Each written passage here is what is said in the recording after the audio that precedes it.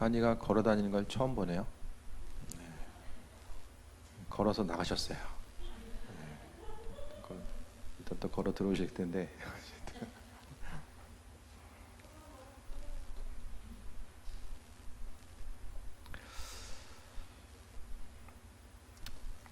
맨날 얼굴 보면 모르지만 가끔 보면은 세월이 흔적들이 이제 나타나잖아요.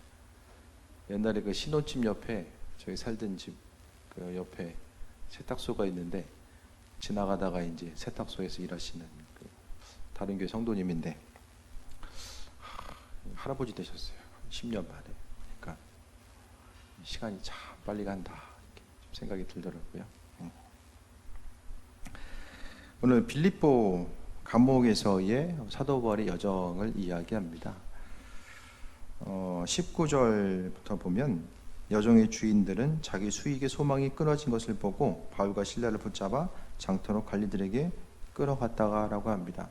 그러니까 이것을 통해서 보게 되면은 이 빌립보라는 도시 자체가 이 무속신앙, 이 점 보는 것으로 인해서 얼마나 많은 이 수익이 창출됐는가. 다시 말하면은 이 무속신앙과 우상숭배로 인한 그 산업의 규모가 컸다라는 것을 또한 알 수 있게 됩니다.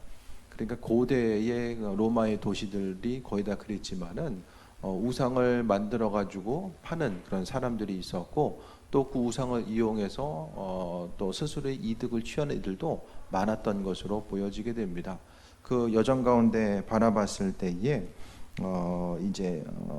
귀신이 나가다 보니까 지난 주간에 이어서 볼 수 있는 것처럼 점치는 그 소녀에게 있어서 귀신이 떠나가다 보니까 이제는 더 이상 점을 칠 수가 없고 그 주인에게 어떠한 이득도 줄 수 없는 상황. 그렇게 하다 보니까 이제 20절에 나와 있는 것처럼 상관들 앞에 데려가서 말하되 이 사람들이 유대인인데 우리의 성을 심히 요란하게 하여. 성을 요란하게 한다라는 것은 이제 반란을 이야기하잖아요. 이 반란이라는 것 자체에 대해서 생각했을 때에 어떤 식민지 내에서의 반란의 요소가 가장 이제 그 로마에 있어서 당국에 있어서의 민감한 요소로 자리 잡을 수밖에 없었습니다.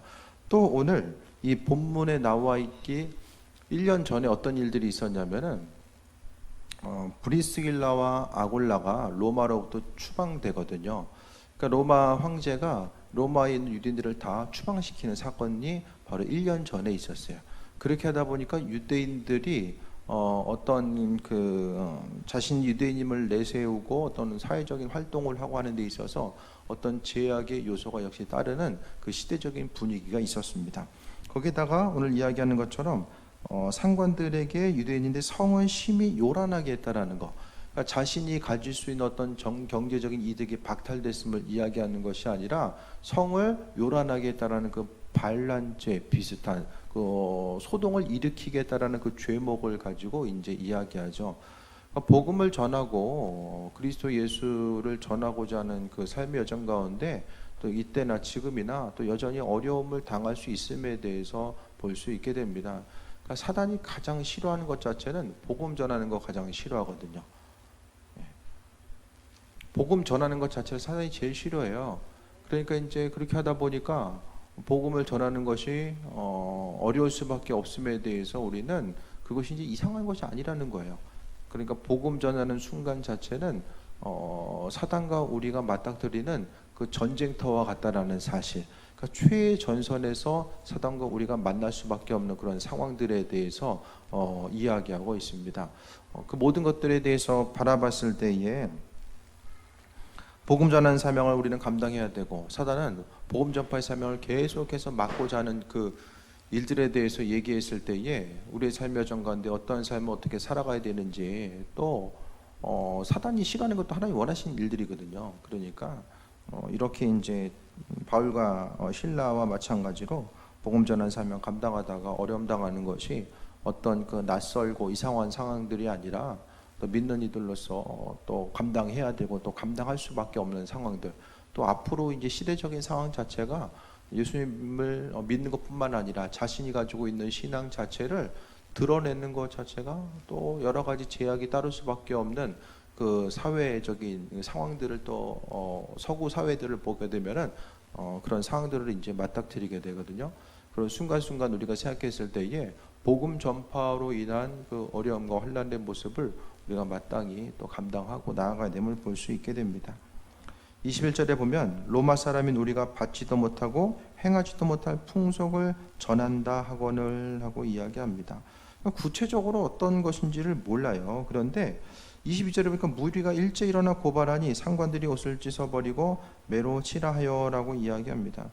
그러니까 여기서 보면은 어떤 전후 관계를 밝히거나 사건의 그 진실 유무와는 별로 상관이 없죠. 그러니까 사단이 복음 전파라는 데 있어서 얼마나 사람들을 이용해서 바울과 실라를 또 핍박했는가, 그 부분도 이제 알게 됩니다.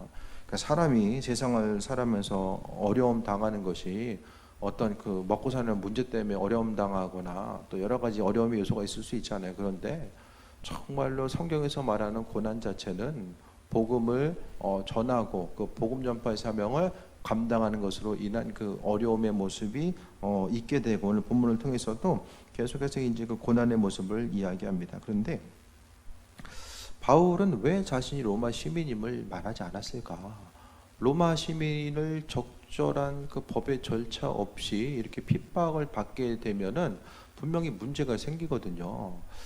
그런데 이 상황 가운데서 왜 바울이 자신이 로마 시민권을 이야기하지 않았을까라는 생각을 또 해보게 되는데, 나중에 보게 되면은 이런 그 빌립보 감옥에서의 사건을 통해서 오늘 본문에 나와 있는 그 16장에 나와 있는 이제 루디아가 빌립보에서 먼저 복음을 받아들이게 되고, 그 다음에 이제 그 죄수, 그러니까 죄수를 이제 다루는 간수의 가정들이 이제 뒤에 보면 복음을 받아들이게 되잖아요.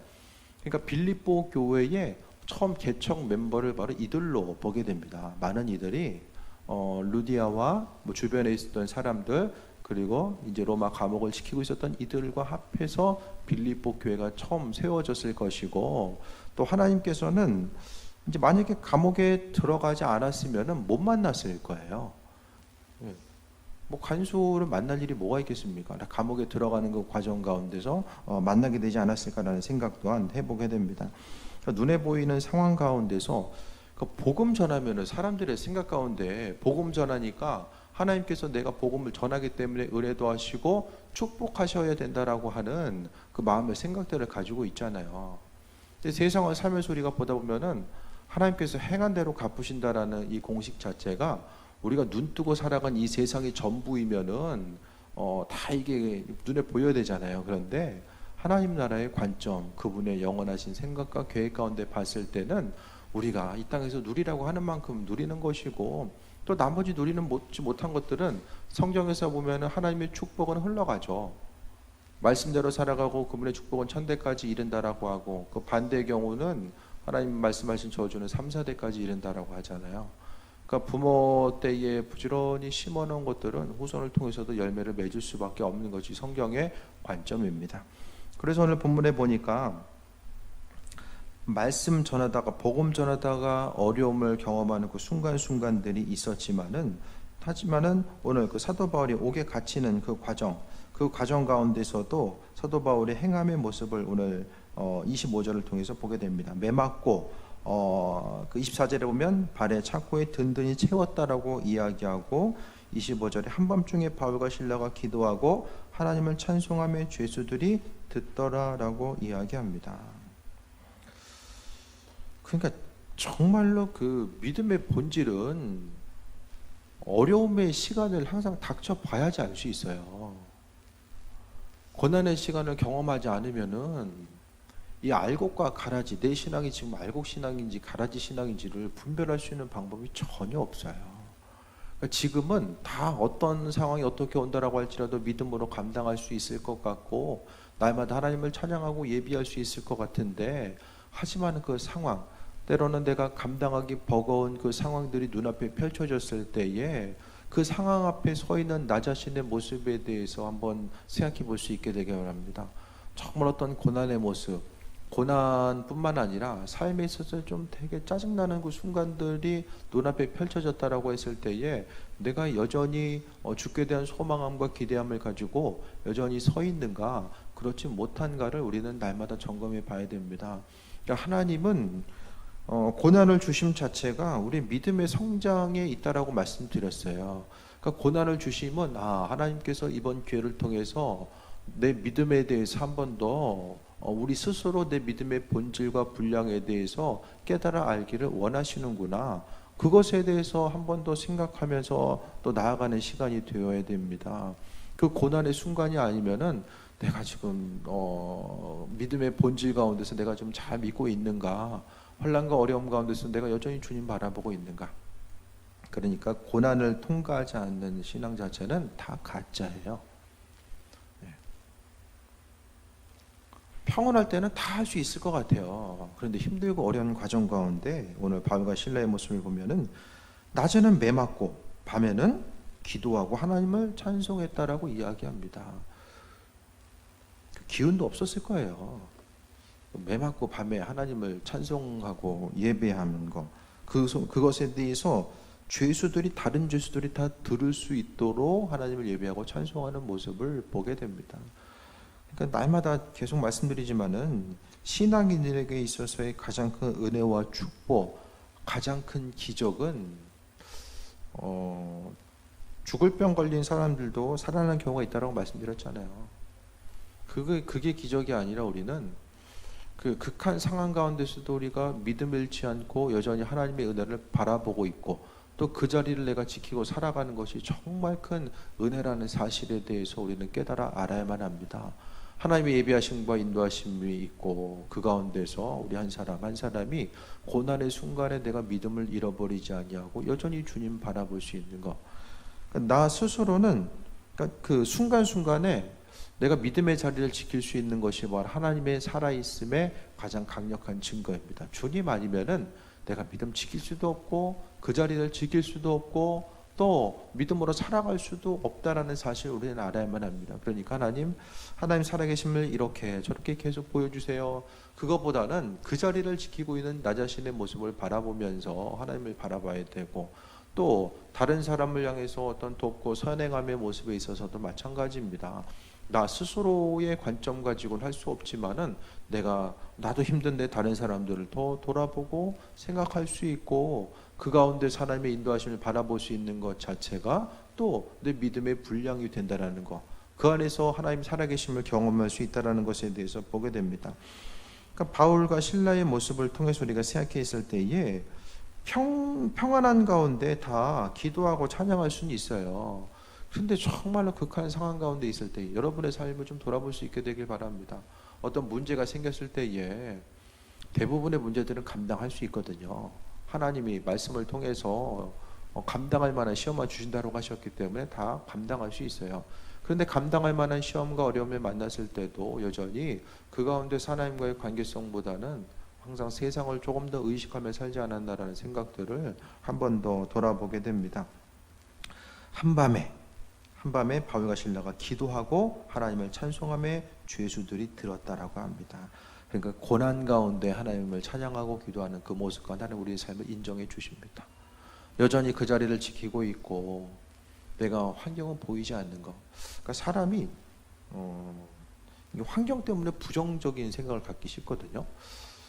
저도 이제 보다 보면은 다른 사람들하고 얘기했을 때에 특히 이제 교회 성장과 어떤 전도의 부분에 있어서의 생각했을 때에 지금은 전도의 시대가 어떤 전도하기가 참 힘든 시대고 그로 인하여 한국교회 현실이 절망스러울 수밖에 없다.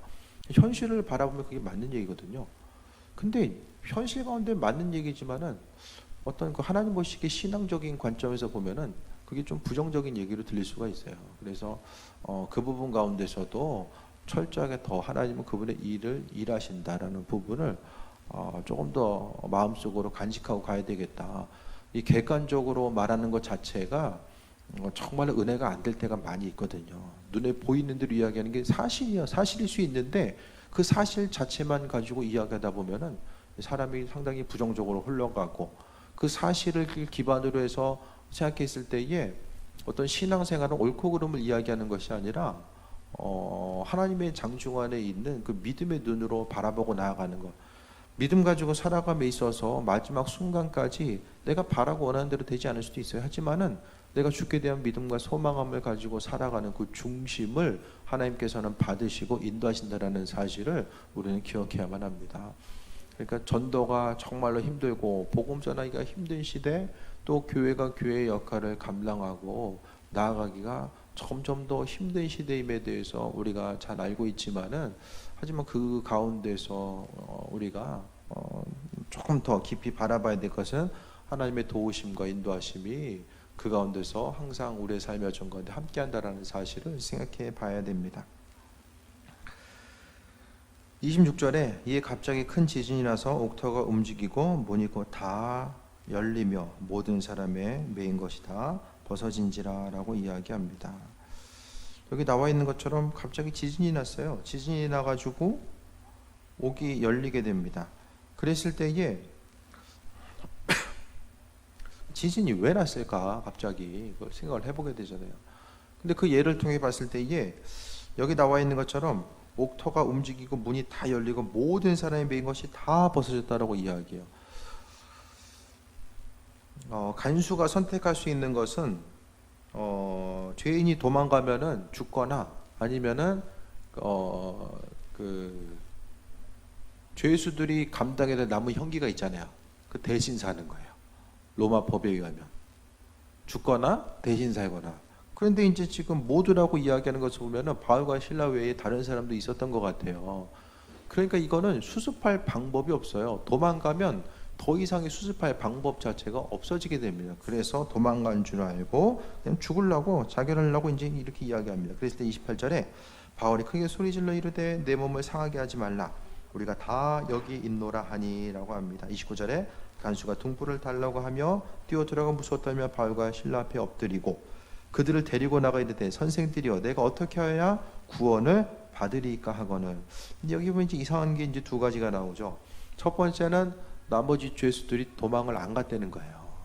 도망간 사람이 있었으면은 뭐 이래 주구나 뭐 몇 사람 남으나 뭐 똑같은 거잖아요. 다 도망가나 몇 사람 도망가나.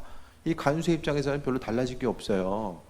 근데 여기 와서 보니까 사도 바울 앞에 엎드린 것 자체는 바로 도망간 사람이 없었다라는 사실 자체를 또 이야기하고 있습니다. 그래서 28절에 우리가 다 여기 있다라고 바울 사도가 이야기하잖아요.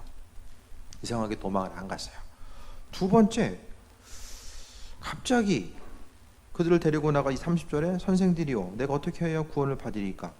이 간수가 가지고 갑자기 어떻게 구원을 받으리까라고 이야기를 해요. 왜 도망 안 갔습니까라고 물어보지 않고 어떻게 해야 구원을 받으리까 하거늘 라고 이야기합니다. 왜 갑자기 이런 현상들이 나타났을까? 25절을 보면 알 수 있어요. 앞서 이야기했던 것처럼 바울과 실라가 기도하고 하나님을 찬송하며 죄수들이 들었다라고 이야기하고 있습니다. 이것은 하나님을 찬송하고 또 기도하면서 주변 사람들에게 그리스도 예수에 대해서 전한 거예요. 그 말씀에 대해서 전했고 그 말씀을 하룻밤 사건의 그 일이지만은 그 주변 그 죄수들이 그 말씀에 대해서 이제 받아들인 거죠. 이 받아들임을 통하여서 죄수들이 이제 변화가 되는 그런 사건들이 있었고 또 한 가지가 여기 이제 간수도 그 얘기를 들은 거죠. 간수도 이야기를 들은 거예요. 그러니까 복음의 소식, 구원의 복된 소식이 무엇인지에 대해서 관심을 기울이고 이제 구원을 어떻게 하면 받을 수 있습니까라고 이야기하는 것. 간수가 영혼 구원에 대해서 관심을 기울이게 된 것입니다. 이거 어떻게 나타난 건가? 고난과 환난 가운데서도 하나님의 말씀에 대해서 전하고자 하고 나타내고자 하는 것. 그러니까 우리는 스피커예요. 우리는 주님께서 주신 말씀에 대해서 전하는 역할을 감당하는 것이고 이 나머지 것들은 하나님의 은혜 가운데 우리가 이제 쓰임 받는 그런 과정들이 있거든요. 내가 입술을 벌려 전하지 않으면은 주님의 말씀에 대해서 받아들이고 나아가는 경우가 이제 상당히 드물 수밖에 없습니다. 그러니까 믿는 자로서 우리의 삶을 돌아봤을 때에 순간순간 하나님은 우리의 삶을 통해서 그분의 영광을 나타내기를 원하셨고 또 하나님 말씀이 그냥 갑자기 하늘에서 천둥치는 것처럼 들려지는 것이 아니라 내 옆에 있는 한 사람 한 사람을 통해서 나타날 수밖에 없음에 대해서 우리는 바라볼 수 있게 됩니다. 그랬을 때 32절에 주의 말씀을 그 사람과 그 집에 있는 모든 사람에게 전하더라라고 합니다. 우리가 설교 말씀을 듣고 또 주일날 끝나고 성경 공부를 하는 것도 내가 뭘 알아야지 전하잖아요. 나도 모르는데 뭘 전하겠습니까? 복음이 뭔지, 믿음의 본질에 대해서 그래도 내가 좀 전할 수 있을 정도는 내가 좀 지식적으로도 알고 있어야지만이 조금 더 사람들을 보면은 신앙이 어떤 그 지식적인 체계성을 바탕으로 해서 믿음을 갖게 된 사람이 있고 어떤 체험적인 신앙을 통해서 갖게 된 사람이 있어요. 그러니까 내가 신앙적인 체험도 있고 또 다른 사람들을 지식적으로도 양육할 수 있는 그 부분들이 있게 되면은 되는 거죠. 그런데 성경 공부를 통해서 갖게 되는 지식 자체가 어떤 깊은 지적인 수준 자체를 요구하는 것이 아니라 내가 주께 대한 기대함과 소망함, 내가 이 말씀이란 도구를 통해서 하나님이 나를 통해서 사용하시는 것, 그러니까 다른 누군가에게 말씀에 대해서 전하는 것도 내가 정말로 어떤 능수능란하게 행할 수 있어서가 아니라 하나님은 그 짧은 데 한마디를 통해서 우리를 사용하시고 함께 하신다라는 것입니다. 만약에 바울과 실라가 낮에 종일 맞아가지고 피곤하다, 이거 좀 자야 되겠다, 누워 있었으면은 그냥 해는 밝았겠죠. 그렇지만은 빌립보 교회가 온전히 세워지는 과정들은 여러 가지 또 어려움들이 있었을 것입니다. 복음이 전해지는 데 있어서 하나님은 누군가의 피값을 요구한다는 것도 볼 수 있게 돼요. 한국 교회의 수많은 선교사들, 양화진에 가보면은 거기 이제 선교사 무덤이 있잖아요. 그분들이 와서 불모지에 와가지고 복음 전하다가 이제 소천한 이들 있잖아요. 그러니까 초기에 한국 교회에 왔었던 그 선교사들은 정말로 엘리트들이 왔습니다. 지식적으로도 엘리트들이 많이 왔기 때문에 한국에 교육기관이 세워지고 병원들이 세워지고 그들이 또 순교 열정을 가지고 이 땅에서 뿌린 거죠. 그러니까 교회가 세워지고 또 하나님 나라가 확장돼 나아가는 과정도 마찬가지거든요. 누군가의 수고와 헌신, 하나님은 오늘 빌립보 교회가 세워지는 것 가운데 예수 그리스도의 피값에 의해서 이 땅에 교회가 세워지고 믿는 사람들의 숫자가 늘어난 것처럼 바울과 실라의 수고 헌신을 사용하셔서 그들의 피값을 통하여서 또 눈에 보이는 빌립보 교회를 세워 나가고자 했던 모습에 대해서 보게 됩니다. 그러니까 바울이 교회를 향해서 애타는 마음과 또 교회를 세워 나가고자 했었던 그 교회를 사랑하고자 하는 마음은 자신이 교회 때문에 경험했었던 여러 가지 환난과 어려움을 그 마음속에 그리스도 예수로 인한 고난의 흔적이 그의 삶 가운데 있었기 때문입니다. 주의 말씀을 그 사람 그 집에 있는 모든 사람에게 전하였더라. 그러니까 결국 말씀이 능력이에요. 하나님 말씀이 우리의 심령 가운데 있을 때에 그 말씀이 살아 역사하게 되고 그 말씀을 통해서 또 세임 얻고 나아가게 됩니다. 그러니까 힘들고 어려운 과정 가운데 있을 때에 말씀 한 구절이 기억이 나는 거예요. 그래서 그 말씀이 나로 하여금 또 세임 얻고 나아갈 수 있도록 그 은혜의 원동력이 되는 그 부분을 또 말씀드립니다. 33절에 그 밤 그 시각에 간수가 그들을 데려다 그 맞은 자리를 씻어주고 자기와 그 온 가족이 다 세례를 받은 후 그들을 데리고 자기 집에 올라가서 음식을 차려주고 그와 온 집안이 하나님을 믿음으로 크게 기뻐하니라 라고 말씀하고 있습니다. 그러니까 주변에 있는 그 간수와 그 가족들이 복음을 받아들이게 되고 그로 인하여서 교회의 출발점, 이 당시의 교회는 믿는 사람들의 모임 자체가 교회입니다. 그래서 지금도 이제 교회 자체는 믿는 사람들의 모임 자체가 교회죠. 앞으로의 교회는 몇몇 대형 교회를 빼고는 어떤 그 작은 모임의 이제 교회들이 더 많아질 것 같아요.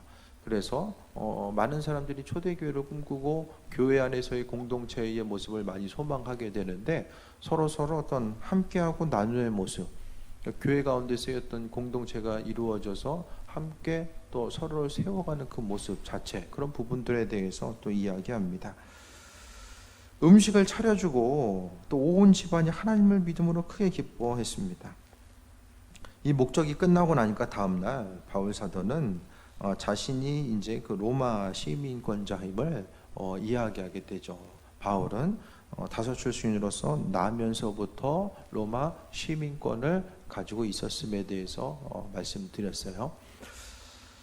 우리 삶의 여정 가운데서도 또 돌아볼 수 있게 되길 바랍니다. 고난의 모습 다 피해가고 싶어요. 또 고난 좀 없었으면 좋겠고 다 그냥 쉽고 좀 편안하게 살았으면 좋겠습니다. 그런데 삶의 여정 가운데 하나님께서 있어야 될 것들, 필요한 것들 채워주셨고 적절하게 주시지 않았나 생각을 해요. 돈이 많으면 생활은 편할 수 있어요. 근데 신앙적인 절박함, 그건 없어질 거예요. 그러니까 육적으로 채워지면 채워질수록 영적인 갈급함은 사라지게 됩니다. 그것이 또 교회 역사이고 우리보다 먼저 살았던 신앙인들의 역사예요. 이것도 있고 저것도 있으면 더 하나님 열심히 믿고 그분께 나아갈 것 같은데 그건 나 자신을 너무 많이 믿는 거예요.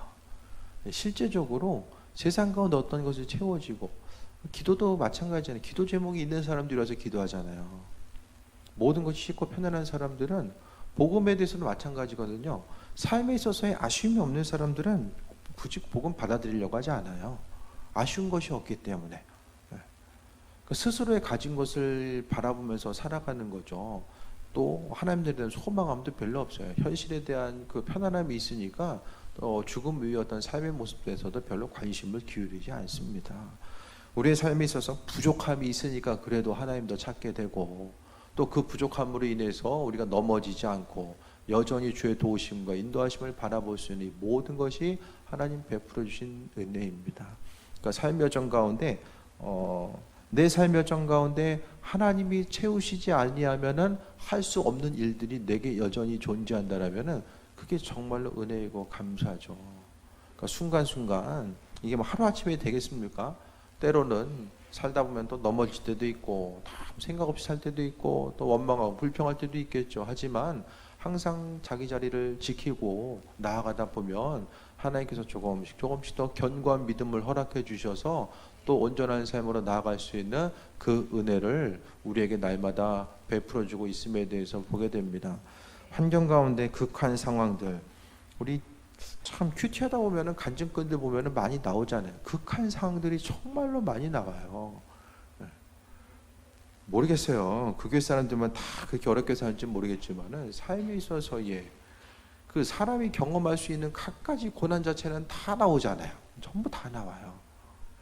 우리의 삶에 있어서 경험하게 되는 여러 가지 환난과 어려움의 문제들이 존재할 텐데, 그러니까 중요한 것은 그 간증권들을 보다 보면은 예수 믿는 사람도 얼마든지 그 환난과 어려움을 경험할 때가 있는데, 중요한 것은 공통적인 얘기 자체는 그 고난을 통해서 믿음의 본질과 분량을 다시 한번 그 돌아보게 됐다라는 이 것에 대해서 공통적으로 얘기하는 모습에 대해서 볼 수 있잖아요.